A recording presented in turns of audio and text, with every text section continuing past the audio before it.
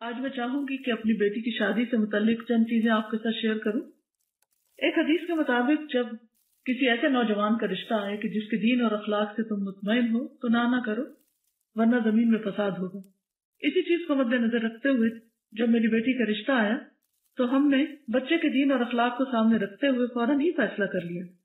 حالانکہ اس وقت اس کی کوئی جاب بھی نہیں تھی، لیکن جب سیکنڈ لاسٹ سیمسٹر کا امتحان دیا اور آخری سیمسٹر اس کا جنوری میں شروع ہو رہا تھا، اس میں یہ ہوا کہ جس دن نکاح ہوا اس دن اس کو کال آئی اور نکاح کے 2 دن بعد اس نے ایک انٹرویو دیا اور ساتھ ہی اس کی جاب بھی ہو گئی۔ اب یہ کہ دوپہر 12 بجے سے رات 8 بجے تک جاب پہ جائے گا اور صبح میں اپنا آخری سیمسٹر جو ہے وہ پورا کرے گا۔ تو میں نے تو یہ بھی کہا کہ آپ اس کی فکر نہیں کریں، مریم آپ کو بالکل تنگ نہیں کرے گی، کوئی مطالبہ نہیں کرے گی، اور میں نے مریم سے بھی کہا کہ تم نے بالکل پریشان نہیں کرنا کسی بھی چیز کے لیے، اور اس کو یکسوئی کے ساتھ پڑھنے دینا ہے۔ اور میں نے کہا کہ آپ دیکھ لیں، اگر آپ سمجھتے ہیں کہ پڑھائی اور جاب دونوں ساتھ چل سکتی ہے تو پڑھیں، اگر نہیں چل سکتی تو پہلے آپ اپنی اسٹڈیز کو کمپلیٹ کر لیں، اس کے بعد آپ اپنی جاب دیکھ لیں، کیونکہ رزق جو ہے وہ اللہ کے ذمہ ہے۔ انسان جب مال اور دین میں سے 2 کا انتخاب کرے تو میں سمجھتی ہوں کہ دین کا انتخاب کرنا چاہیے، کیونکہ دین کے ساتھ مال تو مل جائے گا لیکن مال کے ساتھ دین کا آنا اس کی کوئی گارنٹی نہیں۔ نبی صلی اللہ علیہ وسلم نے فرمایا کہ 4 چیزیں خوش قسمتی کی علامت ہے: نیک بیوی، کھلا گھر، نیک ہمسایہ، اچھی سواری، اور 4 چیزیں بدبختی کی علامت ہے: بری بیوی، برا ہمسایہ، بری سواری اور تنگ گھر۔ عورت سے 4 چیزوں کے پیش نظر نکاح کیا جاتا ہے: اس کے مال و دولت کی وجہ سے، حسب نسب کی وجہ سے، یا خوبصورتی کی وجہ سے، یا اس کی دینداری کی وجہ سے۔ اے انسان تیرے ہاتھ خاک آلود ہوں، دیندار عورت سے نکاح کرنے میں کامیابی حاصل کرو۔ ہمیں سوچنا چاہیے کہ آخر اللہ کے رسول صلی اللہ علیہ وسلم نے دینداری ہی کو کیوں دیکھا اور کیوں معیار بنایا؟ آپ نے فرمایا مسلمانوں میں غریب لوگ مالداروں سے 500 سال پہلے بہشت میں جائیں گے۔ آپ نے فرمایا ہر امت کے لیے ایک فتنہ ہوتا ہے، میری امت کا فتنہ مال ہے۔ پھر اسی طرح برادری اور خاندان کو دیکھا جاتا ہے کہ کیا ذات ہے۔ یقین مانی مجھے ابھی تک یہ پوچھنے کا یاد ہی نہیں رہا کہ ان کی ذات کیا ہے۔ کسی نے جب مجھ سے پوچھا کہ ان کی ذات کیا تو پھر مجھے خیال اچھا میں پوچھوں گی، اور میں جب سوچتی میں پھر بھول جاتی تھی، اور ابھی تک بھولی ہوئی ہوں، کیونکہ یہ ذات اور برادری ہے تو صرف پہچان ہے انسان کی، اس سے بڑی پہچان جو ہے وہ اس کی دینداری اور اخلاق ہے۔ اور سب آدم سے اور آدم مٹی سے بنائے گئے، اس لیے کوئی کتنی بھی بڑی ذات سے ہو اصل تو سب کی ایک ہے۔ پھر اسی طرح حسن و جمال یہ بھی اللہ کی دین ہے، ہر ایک کو اللہ نے پیدا کیا اور اپنی مرضی سے بنایا، کسی پر بھی اعتراض کی کوئی گنجائش نہیں۔ اللہ جیسے چاہتا ہے صورتیں پیدا کرتا ہے، لیکن اللہ کے نزدیک جو عزت والا ہے وہ تقوی والا ہے۔ پھر یہ کہ اچھے ساتھی کے لیے دعا بھی کرنی چاہیے، استخارہ کرنا چاہیے، چھان بین یا معلومات لینی چاہیے، اور اگر پہلے سے معلوم ہو اخلاق اور کردار کا تو مزید تجسس اور پیچھا نہیں کرنا چاہیے، کیونکہ کوئی بھی انسان فرشتہ نہیں ہوتا، دنیا میں فرشتوں کی تلاش محال ہے۔ اور اچھے ساتھی کے لیے جو دعائیں ہیں اس میں ایک تو یہ قرآنی دعا ہے اور دوسری حضرت موسیٰ علیہ السلام کی رب انی لما انزلت الی من خیر فقیر۔ پھر استخارہ ہے، اور استخارہ سے کوئی غیب کی خبر نہیں پتہ چلتی، استخارہ جو ہے وہ اللہ تعالیٰ سے ایک مشورہ ہے کہ اللہ تعالیٰ اگر یہ کام اچھا ہے تو ہمارے لیے آسان کر دے، اور اگر اچھا نہیں تو ہم سے پھیر دے۔ اس میں دعا استخارہ بھی دی گئی ہے سی ڈی میں، تاکہ لوگ اگر اسے دیکھیں تو آئندہ اپنے استعمال میں لا سکیں۔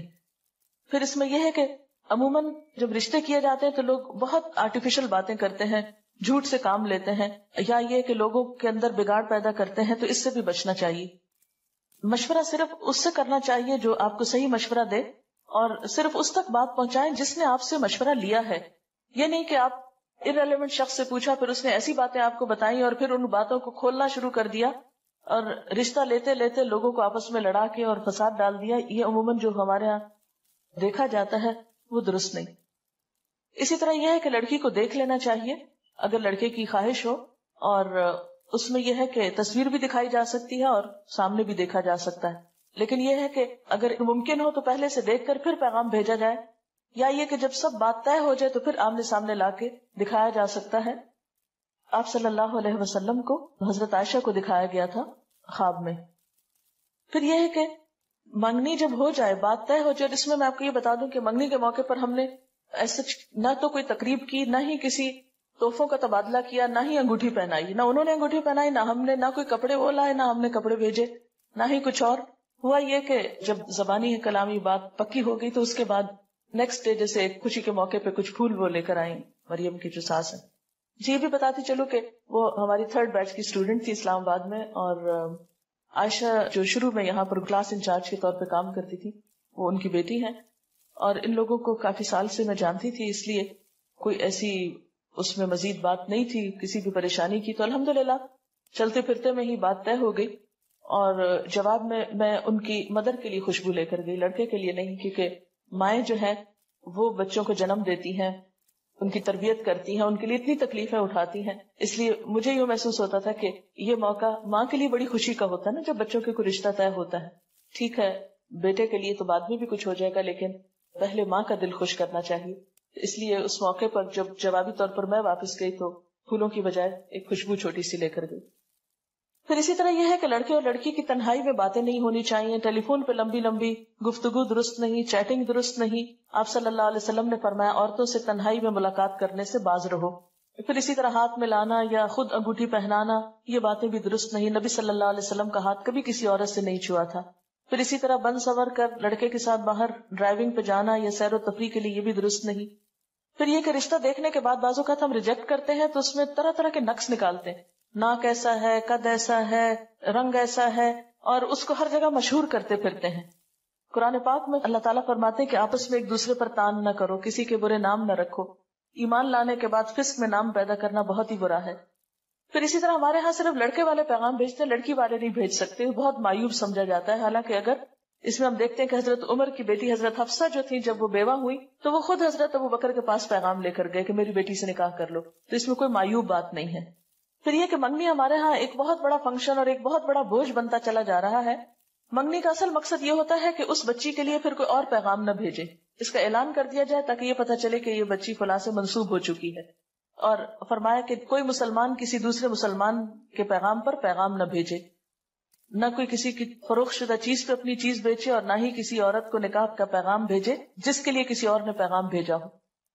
پھر یہ ہے کہ اگر ایک پیغام بھیجنے کے بعد ارادہ ترک کر دے تو دوسرا پیغام بھیج سکتا ہے. اس سے پتہ چلتا ہے کہ ہمارا دین ہم سب کے احساسات اور جذبات کا کتنا خیال رکھتا ہے. حضرت علی رضی اللہ تعالیٰ عنہ نے حضرت فاطمہ کے لیے شادی کا پیغام بھجوایا، آپ نے اسے قبول کر لیا، بس یہی منگنی تھی.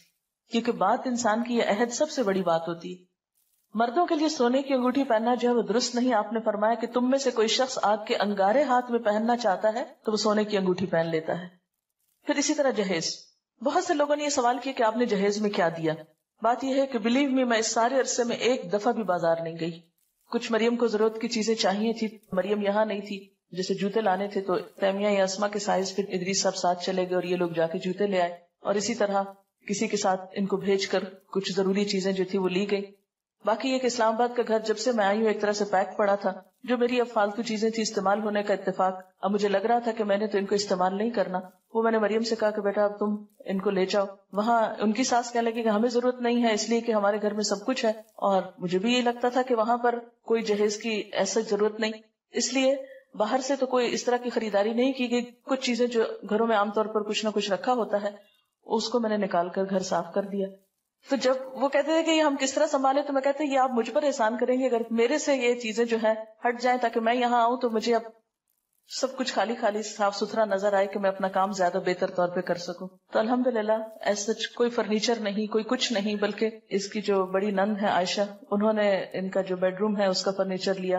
اور اسی طرح چھوٹی موٹی چیزیں، کچھ گفٹ تھے رشتہ داروں کی طرف سے، تو اس میں کام چل گیا. لیکن کوئی ایسی تیاری اس طرح کی لمبی چوڑی شاپنگ یا وہ چیزیں نہیں تھی. جہیز میں عام طور پر یہ ہے کہ قرض لیا جاتا ہے اور اس کے کمائی کے لیے آدمی لوگ جو ہیں وہ رشوت وغیرہ لینے پہ مجبور ہوتے ہیں. بعض اوقات کم چیزیں لانے پہ لڑکی کو تانے دیے جاتے ہیں، اور اسراف اور دکھاوا بھی اس میں بہت ہوتا ہے. تو اس میں یہ تھا کہ انسان ضرورت کی چیز تو اپنے لیے استعمال کرتا ہے، دکھاوے کا معلوم نہیں، اس میں دوسروں کو بتانے کی کیا ضرورت ہے. ایک عالمی ادارے کی رپورٹ کے مطابق پاکستان میں 1 کروڑ سے زائد لڑکیاں شادی کے انتظار میں ہیں. 40 لاکھ لڑکیاں ایسی ہیں جن کی شادی کی عمر بھی گزر گئی ہے. اور اس میں ایک بہت بڑی وجہ کیا ہے؟ جہیز کا نہ ہونا، یہ جہیز کا سٹینڈرڈ کے مطابق نہ ہونا. شادی کس کے ساتھ ہوتی ہے؟ لڑکی کے ساتھ یا جہیز کے ساتھ. آدم کے بیٹے کے پاس 2 وادیاں مال و دولت سے بھری ہوں تو وہ تیسری کے لیے خواہش کرے گا. حضرت علی کہتے ہیں کہ حضور صلی اللہ علیہ وسلم نے حضرت فاطمہ کو جہیز میں 1 چادر، 1 مشکیزہ اور 1 چمڑے کا تکیہ دیا تھا جس میں اذخر کی گھاس بھری ہوئی تھی. حضرت اسما کہتی ہے کہ فاطمہ جب رخصت کر کے حضرت علی کے ہاں بھیجی گئیں تو ہم نے ان کے گھر میں اس کے سوا کچھ نہ پایا کہ وہاں ریت بچھی ہوئی تھی. 1 تکیہ تھا جو کھجور کی چھال سے بھرا ہوا تھا، 1 گھڑا اور 1 پانی پینے کا پیالہ تھا. یہ کوئی ہماری طرح کا مروجہ جہیز نہیں تھا، انتہائی ضرورت کی چیزیں تھیں. سنت میں جہیز کی کوئی حیثیت نہیں. اور حضرت علی کے لیے وہ چیزیں بھیجنا بھی کس لیے تھا کہ آپ حضرت علی کی بھی کفالت کرتے تھے. گھر کی ضروریات کا انتظام کرنا لڑکی کے والدین کی نہیں، خود لڑکے کی ذمہ داری ہے. اس موقع پر لڑکے کو الٹا مہر دینا ہوتا ہے، اور اس کے لیے بھی ہم نے کوئی ایسی قرارداد طے نہیں کی کہ کتنا ہوگا اور کیا ہوگا.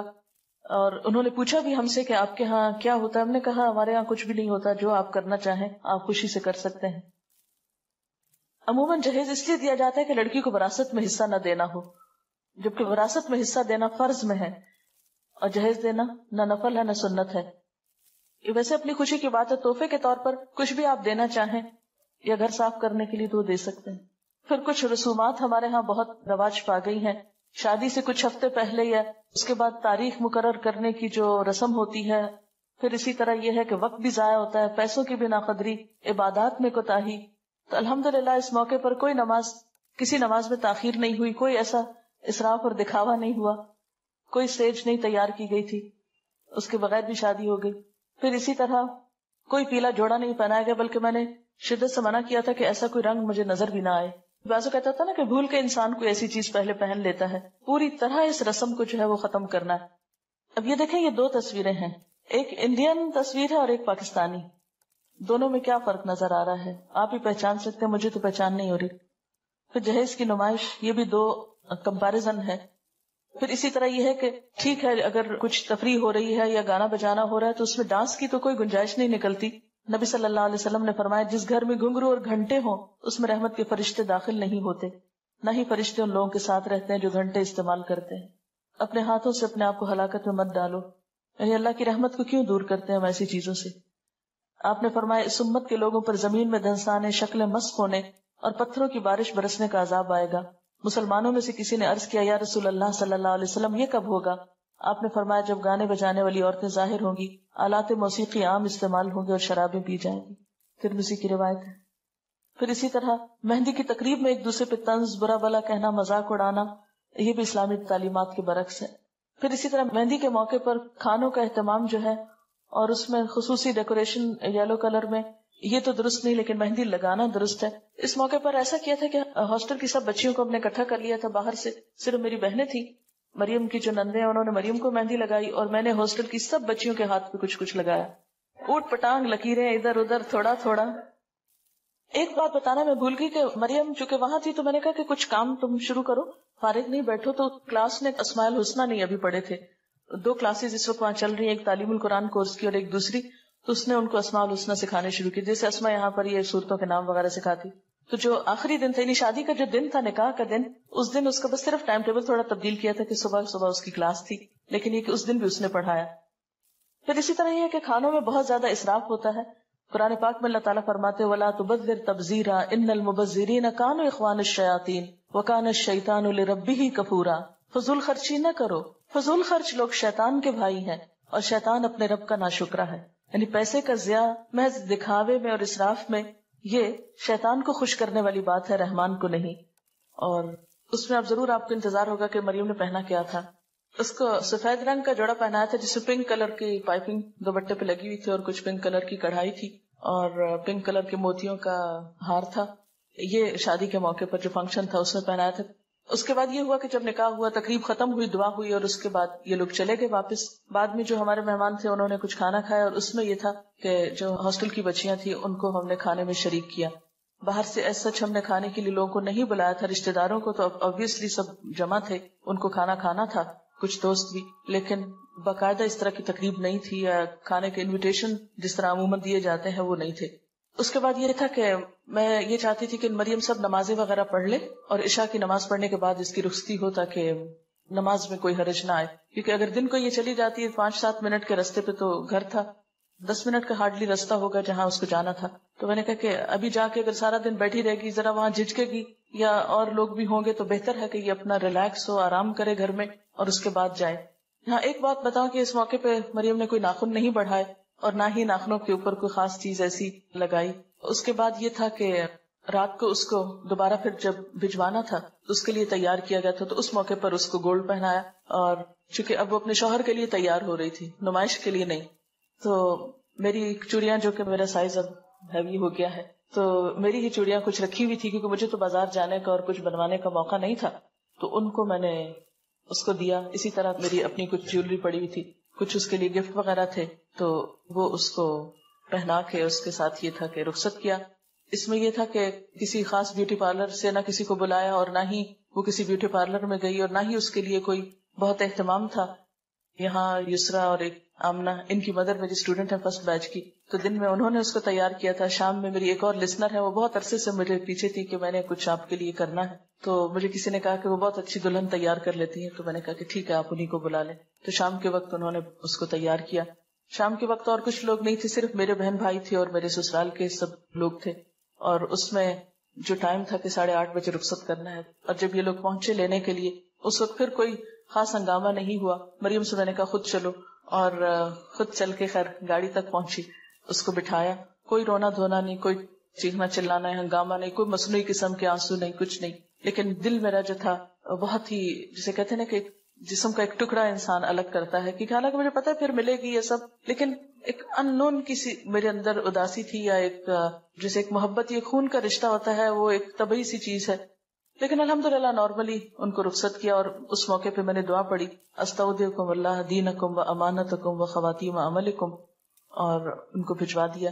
اور جو سب سے مشکل پارٹ تھا وہ یہ تھا کہ میں اپنے داماد سے حجاب کیسے اتاروں. مجھے اس قدر شرم آ رہی تھی، اس قدر شرم، کیونکہ اس دن تو میں نے خیر اتارا نہیں، وہ باہر ہی تھا بیچارہ، اندر تک نہیں آیا. لیکن اگلے دن جب صبح میں مریم ساتھ آئی تو مجھے یہ تھا کہ اب میں کیا کروں. میں چادر لی تھی، تھوڑا سا نیچے کیا، پھر تھوڑا سا، پھر تھوڑا سا. تو اس کے بعد یہ تھا کہ جیسے میرے رشتے دار اور کچھ اور لوگ گفٹ وغیرہ لے کر آئے تھے، باقی تو میں نے چونکہ انوائٹ نہیں کیا تھا، اور میرا مقصد یہی تھا کہ لوگوں کو کچھ لانے کی تکلیف نہ ہو. اسٹاف کے لوگوں میں سے میں نے کسی ایک کو مقرر کیا ہوا تھا کہ اسٹوڈینٹس میں سے اگر کوئی گفٹ لے کر وہاں پر آئے تو اس کو بہت پیار سے، بہت اچھے طریقے سے سمجھا دیں کہ یہ اس طرح کی شادی تو ہو نہیں رہی، تو آپ ایسا نہیں کریں. لیکن یہ کہ جو میرے بہت کلوز جاننے والے اور رشتے دار لوگ تھے، وہ جو کچھ لے کر آئے تو مجھے یہ تھا کہ یہ پھر یہاں کیا کرے گا. کچھ چیزیں تو مریم کے ساتھ چلی گئیں، اور کچھ آنے سے پہلے الحمدللہ میں اپنی الماری بالکل خالی کر کے، صاف کر کے، حساب چکا کے، یعنی جو رشتے دار وغیرہ آئے تھے ان کو واپسی پہ میں نے، جیسے مہمان کا ایک حق ہوتا ہے، اس حق کے طور پر انہی چیزوں کا تبادلہ کر کے ادھر کی ادھر، ادھر کی ادھر، ادھر کی ادھر، سب کی سب چیزیں تقریباً نکال دی. اور ریلیکس ہو کے، بالکل فارغ ہو کے، میں 29 کو پھر ولیمہ تھا اور 31 کو میں یہاں آ گئی، کیونکہ میرا ارادہ یہ تھا کہ 1 جنوری کو ہم دوبارہ سے اپنا کام پراپر طریقے سے شروع کریں. اور اس میں بھی یہ تھا کہ جیسے 27 کو شادی تھی تو اگلے دن سیٹرڈے کو پھر میری کلاس تھی، اور پھر اسی طرح کلاس جو ہے وہ لی گئی. اور شادی کے موقع پر جیسے بارات اور سہرے کا ہوتا ہے، یہ بھی ہمیں سوچنا چاہیے کہ کس کی تقلید ہے. ہاں، بہت سے لوگوں نے پوچھا کہ مریم نے کیا پہنا، تو ان کا یہ خیال تھا شاید غرارہ یا کچھ اس طرح پہنے، تو قمیض شلوار تو مجھے خیال بھی نہیں آیا کہ یہ غرارہ ضروری ہے. میں اصل میں سوچ رہی تھی کہ جو میرا ڈریس ہے وہی وہ پہن لے گی، لیکن میں پتہ نہیں کہیں رکھ کے بھولی ہوئی تھی، وہ آخری مومنٹ تک مجھے ملا نہیں، بلکہ جب وہ چلی گئی تو بعد میں مجھے نظر آیا جب چیزیں ادھر ادھر صفائی میں کر رہی تھی. تو بہرحال نکاح کے ارکان جو ہے ولی کی موجودگی ہونی چاہیے، گواہ ہو، مہر ہو، خطبہ نکاح ہو، ایجاب و قبول ہو، اور اعلان نکاح ہو. یہ ہے اصل شادی. ولی کی موجودگی کیوں ضروری ہے، اس کی دلیل کیا ہے، وہ قرآن پاک میں آتی ہے. پھر اس کے بعد ولی میں کون کون لوگ شامل ہیں، پھر اگر کسی کا ولی نہ ہو تو وہ کیا کرے. نیکسٹ، زبردستی نکاح نہ کیا جائے. پھر نکاح میں لڑکی کی رضامندی ضروری ہے، اس سے پوچھا جائے.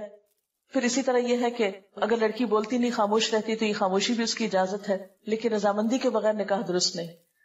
پھر اسی طرح حضرت عائشہ کہتی ہیں، یہ حدیث دلچسپ ہے ذرا پچھلی والی. حضرت عائشہ کہتی ہیں کہ رسول اللہ صلی اللہ علیہ وسلم نے ان سے نکاح کیا جب ان کی عمر 7 سال تھی، اور ان کو آپ کے گھر بھیجا گیا جب ان کی عمر 9 سال تھی، اور ان کے کھلونے ان کے ساتھ تھے. جب حضور صلی اللہ علیہ وسلم فوت ہوئے تو ان کی عمر 18 سال تھی. عورت کو خود نکاح کرنے کی اجازت نہیں ہے اپنا. پھر مہر ہے، مہر کا دلیل کیا ہے، پھر مہر کی مقدار کتنی ہے.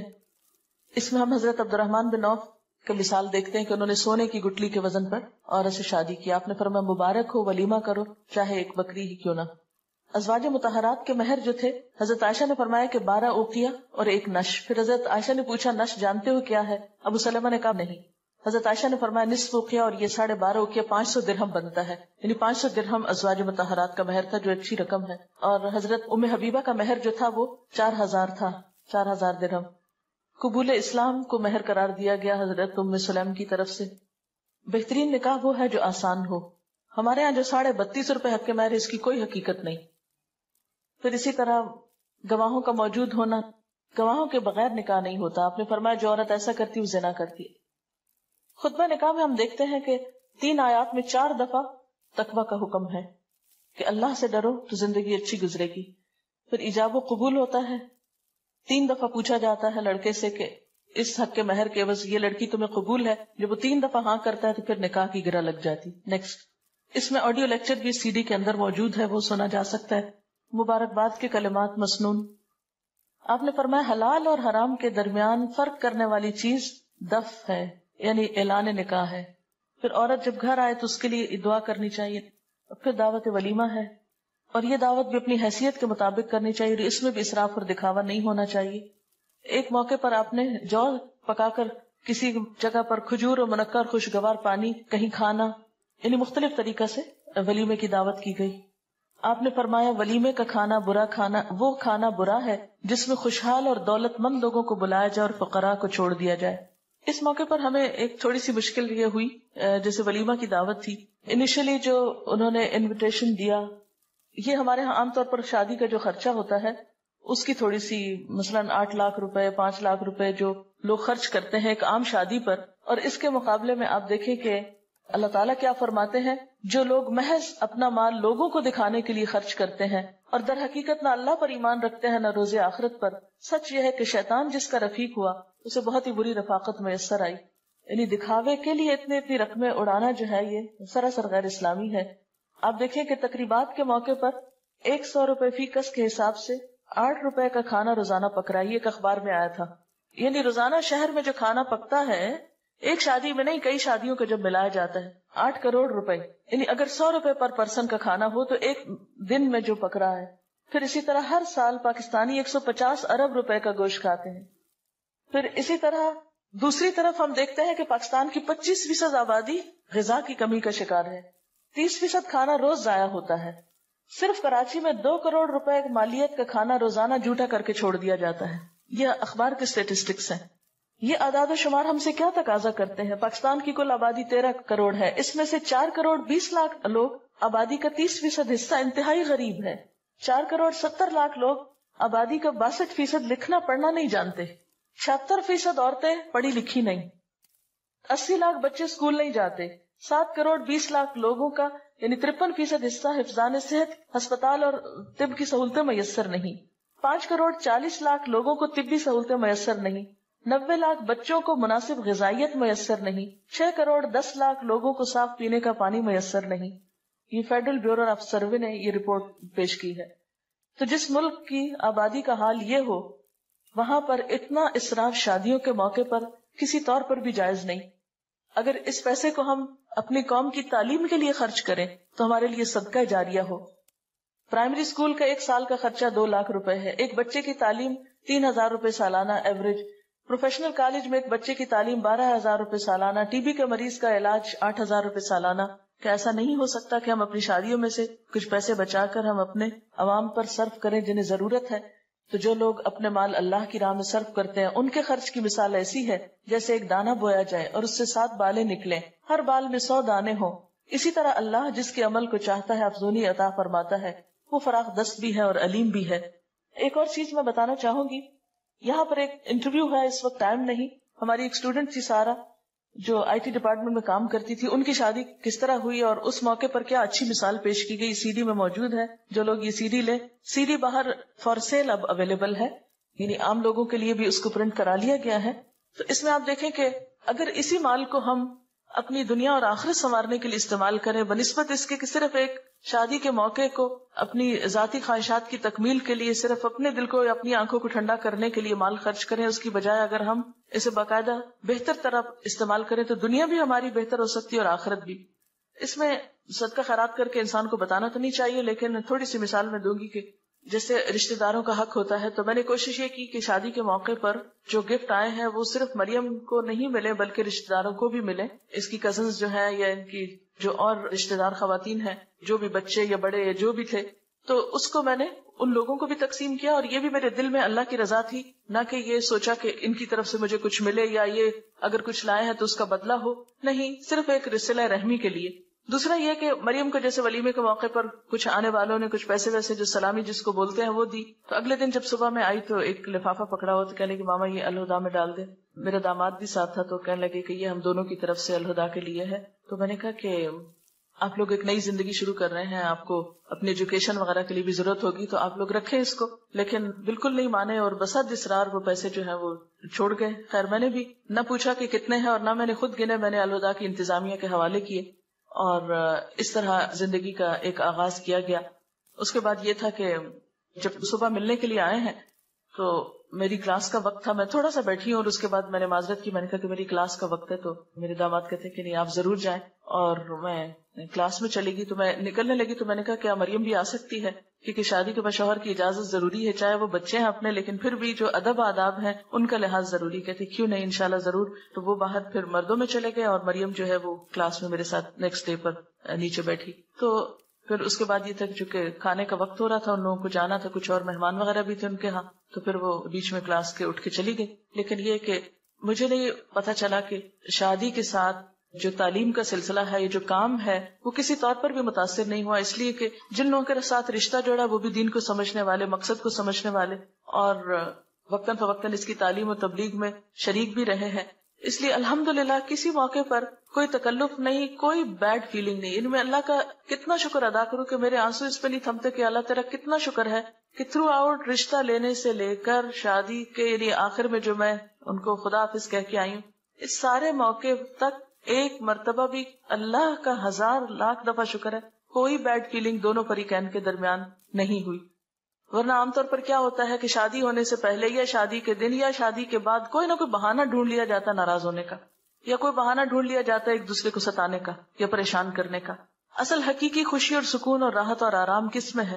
مال و دولت کے دکھاوے یا اسراف اور لباس اور ان چیزوں میں نہیں ہے۔ اصل خوشی یہ ہے کہ انسانیت کا احترام ہو، ایک دوسرے کی عزت کی جائے، ایک دوسرے کو اس کا مقام دیا جائے، ایک دوسرے کی قدر پہچانی جائے، اور اس کا پورا لحاظ رکھا گیا۔ الحمدللہ دونوں طرف سے رکھا گیا، اس میں میرا کوئی کمال نہیں ہے یا میری طرف سے نہیں ہے۔ اگر ظاہر ہے کہ وہ لوگ کوآپریٹ نہیں کرے تو ہم کیا کر سکتے ہیں، لیکن چونکہ رشتہ اگر دین کی بنیاد پر ہوتا ہے اور دین کی روح اور اسپرٹ کو جاننے والے لوگ موجود ہوں تو پھر بہت سے معاملات طے کرنے میں مشکل نہیں ہوتی۔ یعنی کسی بھی معاملے میں یہ نہیں ہوا کہ اگر ہم نے کہا ایسا کر لیتے تو انہوں نے کہا نہیں یہ تو ہو نہیں سکتا، یا انہوں نے کہا کہ ایسا کرتے تو ہم نے کہا یہ تو پاسبل نہیں، کہیں نہیں۔ دونوں فریقین نے ایک دوسرے کے ساتھ مکمل طور پر ہم آہنگی اور آپس میں اتفاق کا مظاہرہ کیا۔ شادی کے بعد یہ ہے کہ دونوں کا تعلق کیا ہے، ہن لباس لکم وانتم لباس لہن، وہ تمہارا لباس ہے تم ان کا لباس۔ اس سلسلے میں جو خاص نصیحت میں نے مریم کو رخصتی کے وقت کی وہ کیا تھی کہ مریم تم ایک نئے گھر میں جا رہی ہو، لیکن یاد رکھنا یہ عارضی گھر ہے، اس سے آگے ایک پائیدار گھر تمہارا انتظار کر رہا ہے۔ اس زندگی کی خوشیوں میں اور اس زندگی کے سکون میں جا کر تم اپنی آخرت کو نہیں بھولنا۔ میں تمہیں اس موقع پر بھی یہی نصیحت کروں گی کہ وہاں جا کر بھی آخرت کے گھر کی تیاری جاری رکھنی ہے، اور اس میں سب سے پہلے یہ کہ آخرت کی تیاری حقوق العباد کو ادا کر کے ہوتی ہے۔ عبادات تو اپنی جگہ۔ ہاں ایک اور دلچسپ بات یہ کہ جب نیکسٹ ڈے ملاقات ہوئی میرے بچے کی والدہ سے تو کہنے لگی کہ ہنس رہی تھی کہ آج سب لوگ مسجد میں انتظار کر رہے تھے کہ آج تو عاطف کی شادی ہے، دیکھتے ہیں فجر کی نماز میں آتا ہے یا نہیں۔ تو کہتے ہیں کہ الحمدللہ وہ اس امتحان میں پورا اترا ہے اور آج بھی فجر کی نماز اس نے مسجد میں جا کے پڑھی ہے۔ تو مجھے اتنی خوشی ہوئی، میں نے کہا الحمدللہ اللہ کا لاکھ لاکھ شکر ہے کہ جس نے ایسے موقعوں پر اپنی اطاعت کی توفیق دی ہے۔ ورنہ عموماً کیا ہوتا ہے، خوشی کا موقع یا غم کا موقع سب سے پہلے ہم نماز روزہ یا انسانوں کے حقوق کو بھول جاتے ہیں بعض اوقات۔ تو اس میں یہ ہے کہ جو خاص تاکید میں نے کی کہ مجھے کوئی بھی چیز جو گھر میں ایسی ہو جو، کیونکہ انسان ہے، اگر کسی قسم کی کوئی ناگوار فیلنگ بھی کبھی آئے، اللہ نہ کرے، مجھ تک نہیں پہنچانی، اس کو کہیں باہر جا کے ڈسکلوز نہیں کر، کسی دوست سے اس کا ذکر نہیں کرنا، اللہ سے دعا کرنی ہے اور مدد مانگنی ہے اور اس سفر کو جاری رکھنا ہے۔ میں کوئی بھی شکایت، کوئی بھی عیب، کوئی بھی چیز نہ دیکھنا چاہتی ہوں نہ سننا چاہتی ہوں۔ نو وے۔ ہن لباس لکم وانتم لباس لہن، دونوں آپس میں نپٹو، ایک دوسرے کا لباس ہو، آپس میں ایک دوسرے کے ساتھ مفاہمت اور موافقت کرو۔ اور یعنی کہ لڑکا یا لڑکی بالغ ہوتے تو شادی ہوتی ہے، تو بالغ ہونے کا مطلب یہ کہ اب میچور بھی ہوں اور ایک دوسرے کا حق پہچانے۔ اس میں عموماً یہ ہوتا ہے کہ مائیں خود کریت کریت کے پوچھتی کیا کھایا تھا، کیا پیا تھا، کیا ملا تھا، اچھا مجھے تو یہ بھی یاد نہیں رہا، لوگوں نے اسے پوچھا اچھا تمہیں منہ دکھائی کیا ملا، اس کو سمجھ ہی نہیں پہلے آئی کہ یہ کیا کہہ رہے، لیکن مجھے کوئی انٹرسٹ نہیں ہوا کہ میں جا کے پوچھوں کہ اچھا کیا زیور تھا تمہارا، کیونکہ ہم نے کوئی زیور اس طرح ایسا منگایا نہیں کہ وہ وہاں سے لا کر دے اور پھر یہ اس طرح پہنے، جو بھی آیا پہنا. میں نے نہیں ایک دفعہ آنکھ بھر کے بھی نہیں دیکھا کہ کیا چیز ہے، اس لیے کہ جس کا ہے اس کو اللہ نصیب کرے. اور باقی یہ ہے کہ نہ تو اس میں دکھاوا اور نہ ریاکاری اور نہ ہی کوئی دلچسپی، ہمیں چیز کسی کی اور دلچسپی ہمیں کس بات سے. اور باقی چیزیں تو ان چیزوں پہ مال قابل بھروسہ نہیں کہ اس کے بھروسے پر ہم سمجھے کہ مستقبل محفوظ ہو گیا، وہ تو آنی جانی چیز ہے. بھروسہ تو اصل اللہ کی ذات پر ہے کہ اسے راضی رکھا جائے، وہ ناراض نہ ہو، وہ اپنی رحمت کا دامن جو پھیلائے رکھے اور وہ منہ نہ موڑے ہم سے. بہرحال لباس جو ہے وہ خوبصورتی کا ذریعہ بھی ہے، عیب بھی چھپاتا ہے، آرام اور راحت کا سبب بھی ہے. پھر حقوق و فرائض کے اوپر کچھ باتیں ہیں. بیوی کے حقوق ہیں قرآن پاک اور احادیث کی روشنی میں. کتنی خوبصورت تعلیم ہے جو ہمارے دین نے ہمیں دی ہے، اگر ان پہ ہم عمل کریں تو بہت سی مشکلات حل ہو جائیں. حضرت عائشہ فرماتی ہے کہ میں آپ صلی اللہ علیہ وسلم کے ہاں گڑیوں سے کھیلا کرتی تھی، میری سہیلیاں بھی کھیلتی تھی. جب آپ تشریف لاتے تو سب ادھر ادھر چھپ جاتی، آپ ڈھونڈ ڈھونڈ کر ایک ایک کو میرے پاس بھیجتے تاکہ میرے ساتھ کھیلیں. بیوی بچوں پہ خرچ کرنا سب سے زیادہ اجر و ثواب کا باعث ہے. ہمارے ہاں یہ ہے کہ شوہر بیوی کی مدد نہ کرے گھر کے کام میں. میں مریم کو بار بار یہ تاکید کرتی تھی، دیکھو خدمت میں عزت ہے، خدمت سے تمہیں عزت ملے گی، خدمت سے تمہارا مقام بنے گا، خدمت سے محبت ملے گی، خدمت کو نہیں بھولنا. یہ بار بار میں اس کے کان میں ڈالتی رہی ہوں. یہ میں نے ضرور پوچھا کچھ کیا تھا یا نہیں، کیا کیا تھا، تو بتا رہی تھی کہ میں نے چھوٹا چھوٹا یہ کام شروع کیا لیکن ابھی مجھے کوئی کرنے نہیں دے رہا. تو اور عاطف ساتھ لگ جاتا ہے نا کہ چھوٹی چھوٹی چیزوں میں ساتھ مدد کرتا ہے. اب اس میں یہ ہے کہ ایک انجوائمنٹ بھی ہے مل کر کام کرنے میں، اور ایک سنت رسول صلی اللہ علیہ وسلم بھی ہے. پھر شوہر کے حقوق ہیں، اطاعت ہے.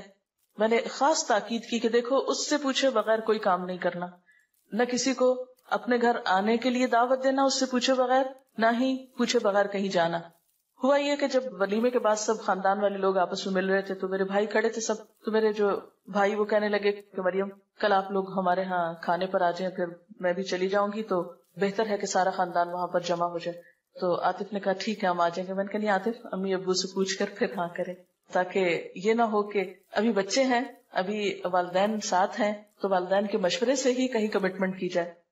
تو مریم کو بھی بار بار میں یہ تاکید کرتی رہی، دیکھو پوچھے بغیر خود سے فیصلے نہیں کرنے بیٹھ جانا، ساتھ لے کر سب کچھ چلنا. قیامت کے دن اللہ تعالیٰ اس عورت کی طرف نظر اٹھا کے نہ دیکھے گا جو شوہر کی ناشکری ہوگی، حالانکہ عورت کسی وقت بھی شوہر سے بے نیاز نہیں ہو سکتی. نبی صلی اللہ علیہ وسلم نے فرمایا مومن کے لیے خوف خدا کے بعد سب سے زیادہ مفید اور باعث خیر نعمت نیک بیوی ہے. جب وہ اسے کسی کام کا کہے تو خوشی سے کر دے، جب اس پہ نگاہ ڈالے تو خوش کر دے، جب اس کے بھروسے پہ قسم کھا بیٹھے تو قسم پوری کر دے، جب وہ کہیں چلا جائے تو اس کے پیچھے اپنی عزت و آبرو کی حفاظت کرے، شوہر کے مال و اسباب کی نگرانی میں شوہر کی خیر خواہ اور وفادار رہے. پھر یہ کہ سسرال سے اچھا سلوک جب تک نہ ہو اس وقت تک بات نہیں بنتی. تو اس پر بھی ایک آڈیو لیکچر ہے چھوٹا سا. کیا ہم نے کبھی سوچا ہم اخلاق سے وہ فتح حاصل کر سکتے ہیں جو بڑی بڑی جنگوں سے حاصل نہیں ہوتی، یعنی دلوں کو تسخیر کر کے ان پہ حکمرانی کر سکتے ہیں. دعا بھی مانگنی چاہیے، ربنا هب لنا من ازواجنا وذریاتنا قرۃ اعین واجعلنا للمتقین اماما. یہ CD یہاں کی ملٹی میڈیا ڈپارٹمنٹ نے تیار کی تھی اور یہ اب سیل کے لیے اویلیبل ہے. جو بھی آج کل شادیوں کا موسم ہے، آپ خرید کر لوگوں کو شادی کے تحفے کے طور پر دے سکتے ہیں. ہو سکتا ہے کوئی بات ان کی سمجھ میں آ جائے اور ان کی زندگی بھی سنور جائے انشاءاللہ تعالی. میرے لیے بہت خوشی کی بات ہے کہ میں اب مریم کی دوسری امی کا تعارف آپ سے کراؤں کیونکہ اب مریم کے اوپر ایک اور امی کے حقوق اور خدمت اور اطاعت اور ان کو خوش رکھنا یہ شامل ہو گیا ہے. تو میں ربابہ سے کہوں گی، ربابہ کا تھوڑا سا تعارف کرا دیتی ہوں. ربابہ ہمارے 3rd بیچ کی اسٹوڈنٹ بھی ہیں. ربابہ اور عائشہ جو ان کی بیٹی ہیں، انہوں نے اکٹھے 1 سال میں کورس کیا تھا اور بہت ماشاءاللہ ہمت کی، اور اس وقت سے اور اس سے پہلے سے بلکہ دین کا کام کر رہی ہیں. مجھے یاد ہے کہ میں نیول کمپلیکس میں ایک درس میں گئی تھی تو مجھے کسی نے بتایا کہ یہاں پر ایک خاتون ہیں جو کمانڈر عابد کی وائف ہیں اور وہ درس دیتی ہیں، اور تھوڑی دیر کے بعد یہ اس درس میں آئی بھی اور پھر وہاں ان سے ملاقات ہوئی. مجھے یاد ہے انہوں نے گرے کلر کا گاؤن پہنا ہوا تھا اور سلام دعا ہوئی. میں نے ان سے حال چال پوچھا اور بہت اچھا لگا کہ الحمدللہ اور بھی بہت سارے لوگ دین کی تبلیغ کا کام کر رہے ہیں، اور الحمدللہ اسی بنیاد پر صرف اور صرف دین کی وجہ سے یہ رشتہ طے پایا. تو میں چاہوں گی کہ اپنے خیالات کا کچھ اظہار کرنا